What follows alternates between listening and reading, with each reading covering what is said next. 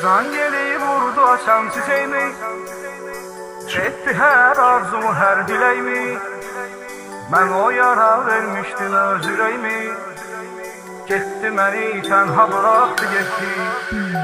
Həsrəti qəlbə sancılan ox oldu, sevincim az, dərdim qəmim çox oldu.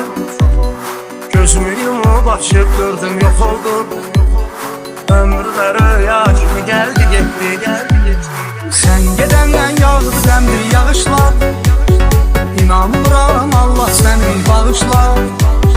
Heç yadımdan çıxmaz həmin baxışlar, gözlərimə son dəfə baxdı getdi.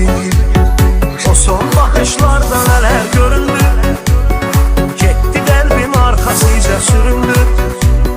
Gözlərimi yaşlı görüb sevindi, hali həyatlar kimi güldü getdi. Adım dillərdədir, əfsanələr tək, bir zəncirin çatmır divanələr tək. Eşqin ateşində pərvanələr tək, zalım məni yandırdı, yaxdı getdi. Mən onu dünyalar qədər sevərdim, sevda yolun onunla bir gedərdim. Dərdimi bilməyib yetsə nə dərdim, dərd olur ki dərdimi bildi getdi.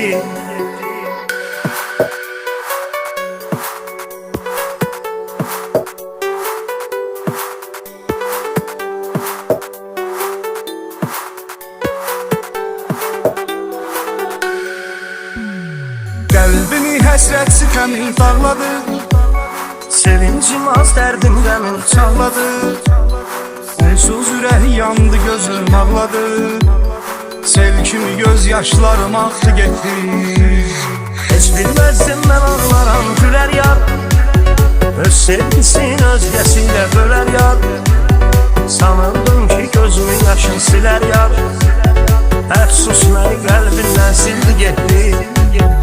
Özgə verənlərlərə aldanma sən, sevirsən sev mənim kimi yanma sən. Sənsiz həyat davam edir sanma sən, xoşbəxtliyim səninlə çıxdı getdi. Mən qəlbimi bağlamışam Allaha, heç bir sevgi görmürəm ondan bahar. Yalvarsam da səni sevmərəm daha, sən də öldün sevgin də öldü getdi.